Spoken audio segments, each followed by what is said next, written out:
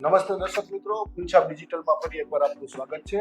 આપણે દર અઠવાડિયે શેર બજારની ચર્ચા કરવા માટે અહીં મળતા હોઈએ છીએ અને દર અઠવાડિયા માટે આપણે પ્રિડિક્શન આપીએ છીએ અને પ્રિડિક્શનમાં આપણે કેટલા સાચા હતા, કેટલા ખોટા હતા એની પણ ચર્ચા કરીએ છીએ.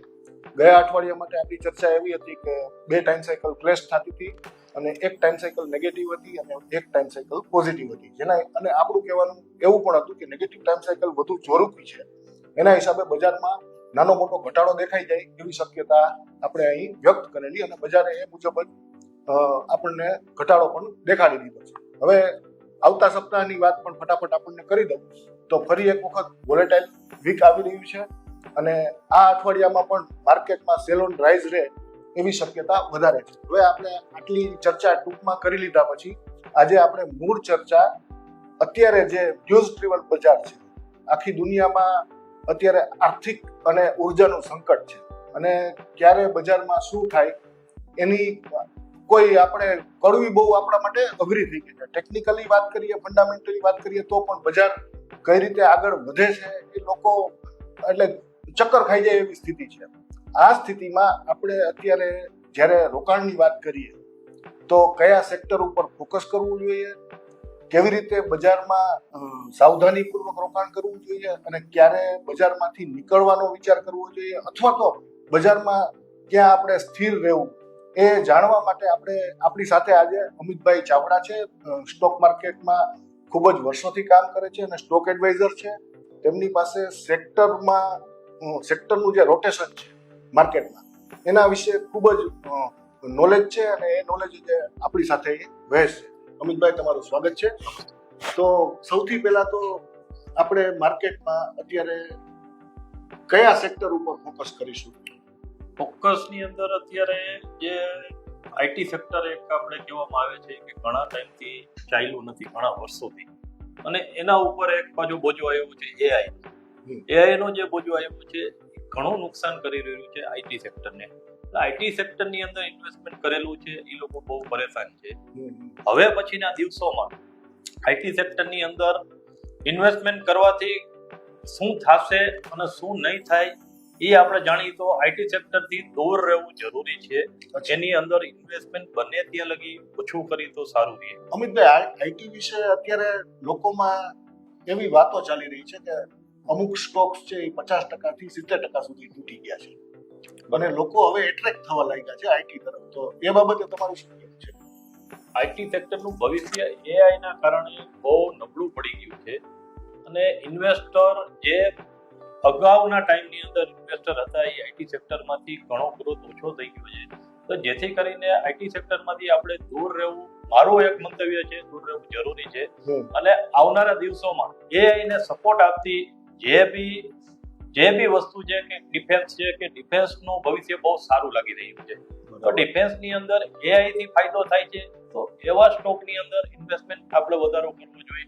એઆઈથી ડિફેન્સને ફાયદો થાય છે, પ્લસ ફાર્મા સેક્ટરને પણ ફાયદો થશે એવું અત્યારે તારણ નીકળી શકે છે. આવનારા દિવસોમાં એઆઈ બહુ સારું એવું કામ પણ કરી શકે છે. દેશ લેવલે જે ડિફેન્સના જે ઇન્સ્ટ્રુમેન્ટ છે એ સારા એવા એઆઈથી આપણને એક્ટિવ થશે એવું લાગી રહ્યું છે. ફાર્મા સેક્ટરમાં એ જ પોઝિશન લાગી રહી છે. જેથી કરીને ઇન્વેસ્ટમેન્ટ હવે આપણે નેક્સ્ટ ટાઈમમાં કરી છીએ તો વિચારીને કરી તો સારું રહેશે.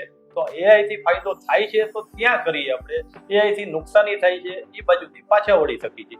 અમિતભાઈ, એક પ્રશ્ન મને એવો થાય છે આમાંથી કે એઆઈ આવવાથી આઈટી કંપનીઓનો ખર્ચનો બોજ ઘટવાનો છે, એની પ્રોફિટેબિલિટી વધવાની છે. માની લો કે કોઈ પણ એક કંપની છે, જાયન્ટ કંપની છે, જે પોતાનો સ્ટાફ ઓછો કરશે એના હિસાબે કંપનીનો ઘણો બધો એના જે ખર્ચ છે ઘટવાના છે. તો સ્વાભાવિક રીતે એનો નફો એનાથી વધશે. તો આ રીતે આપણે આઈટીને પોઝિટિવ ન ગણી શકીએ. એ રીતે તમે ગણવા જાઓ તો આઈટી સેક્ટરની અંદર જે બી કંપનીઓ છે એ લોકોએ લોન્સથી માંડીને એનું પોતાનું ડેબિટ ઊભું છે એ પણ ક્લિયર કરવું પડે. ફાઇનાન્સ સેક્ટરને આને ખાસો એવો અત્યારે માર પડે છે. તમે જોઈ શકો છો જ્યારથી એ આવ્યું છે ત્યારથી ફાઇનાન્સને પણ ઘણો બધો માર છે. એટલે એનું જે ફાઇનાન્શિયલ જે કંપનીનો ગ્રોથ હતો એ ડાઉન થવા લાગ્યો છે. જેથી કરીને એને સ્ટાફ ઓછો કરવો પડે છે. એનું પોતાનું એક્સપેન્સ પણ ઓછું કરવું પડે છે, કારણ કે જે અગાઉથી લોન્ચ કરેલી કંપની હતી એની અંદર જે ફાઇનાન્શિયલ સેક્ટરની અંદર એનું એક્ટિવેશન હતું એ ઘણું નીચું વયું ગયું છે, એટલે આઈટી સેક્ટરથી ઘણા બધાને નુકસાન પણ થાય છે અત્યારે. હવે અમિતભાઈ, જ્યારે કોઈ કંપની, એટલે કે અત્યારે તમે વાત કરી કે ફાર્મા અને ડિફેન્સ ઉપર થોડુંક ફોકસ રાખવું જોઈએ, બરાબર, આ સિવાયના મોટાભાગના સેક્ટર હવે જોખમી છે અને ન્યૂઝ ડ્રીવન છે, કે સમાચારના આધારે બેન્કિંગથી માંડીને ઉથલ-પાથલ આપણને જોવા મળે છે. તો અત્યારે લોકોએ ઇન્વેસ્ટમેન્ટ કરવા માટે એન્ટ્રી કરવાનો વિચાર કરવો જોઈએ કે હજી થોડીક રાહ જોઈ જવી જોઈએ? ઓવરઓલ માર્કેટની વાત કરું છું. ડિફેન્સ અને ફાર્મા એ બે સેક્ટર કદાચ તમારા મતે એવા છે કે જ્યાં ઇન્વેસ્ટમેન્ટ લોકો કરે તો કોઈ ઇસ્યુ નથી, તો બીજા સેક્ટર માટે તમારી શું સલાહ છે? બીજા સેક્ટર પકડી તો આપણે અત્યારે લેટેસ્ટમાં કે જે આપણે મોદી સાહેબે થોડા ટાઈમ પહેલા એક વાત કરેલી હતી કે ક્રૂડ આપણું અત્યારે ખરીદી બહુ મોંઘી છે. જે આપણે 4 મહિના પહેલા ક્રૂડની ખરીદી કરતા હતા એનાથી આપણે 50 ગણો કે 100 ગણો તમે ગણો તો ડોલરનો ભાવથી આપણે ખરીદી કરી.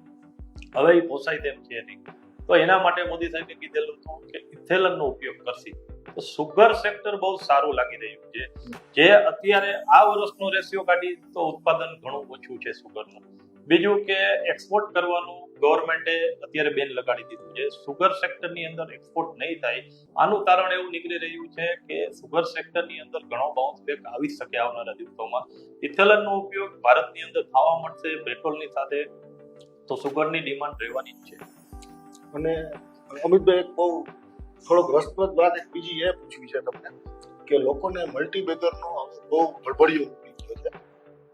લોકો જેવા તેવા શેરમાં પૈસા નાખીને એના 10 ગણા 100 ગણા થઈ જવાના સપના જોતા હોય છે. તો જ્યારે મલ્ટીબેગર નહીં, આપણી વાત એવી છે કે કોઈ પણ એક તમે સ્ટોક પસંદ કરો, ફંડામેન્ટલી મારે શું ધ્યાને રાખવું? માની લો કે મારે 100 રૂપિયા પણ ઇન્વેસ્ટ કરવા છે એક કંપનીના શેરમાં, તો મારે સૌથી પ્રાથમિક વસ્તુ એવી કઈ છે કે જેના ઉપર મારે ધ્યાન રાખવું?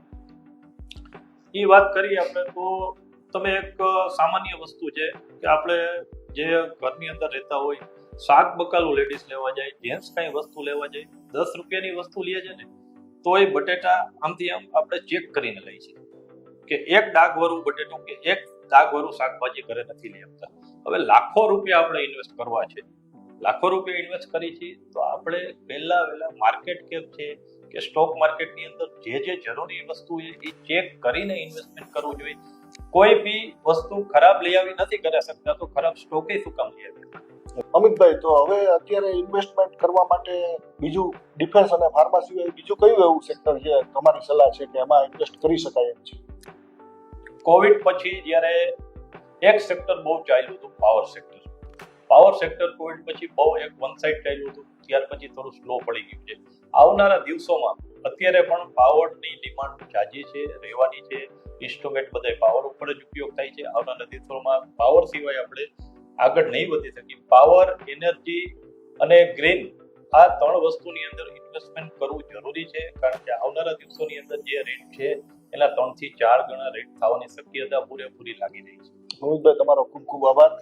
તો દર્શક મિત્રો, અમિતભાઈએ આપણને આજે સેક્ટર વિશે અને ખાસ કરીને એઆઈ થી જે નુકસાન છે, તો એઆઈ થી કયા સેક્ટરને ફાયદો થશે એ આપણને ખૂબ જ મહત્વની સલાહ આપી છે. અને અમિતભાઈ જેવા અનુભવી માણસ જ્યારે કહેતા હોય આપણને કે આ સેક્ટર ઉપર ધ્યાન રાખવું, તો આપણા દર્શકો, બધા ફૂલછાપના દર્શકો આ સલાહને ધ્યાને રાખીને પોતાના રોકાણના નિર્ણયો કરશે અને પોતાના ફાઇનાન્શિયલ એડવાઇઝરની સલાહ લઈને પોતાના રોકાણના નિર્ણયો કરશે એવી અમે અપેક્ષા રાખીએ છીએ. ફૂલછાપના તમામ સોશિયલ મીડિયા ઉપર ફૂલછાપના જે અમારા ચેનલ્સ છે, જેમ કે ફેસબુક, યુટ્યુબ, ઇન્સ્ટાગ્રામ, ત્યાં અમારા દર્શક મિત્રો એને લાઇક, શેર અને સબસ્ક્રાઇબ કરતા રહેશે એવી આશા સાથે અમે વિરમીએ છીએ. આભાર.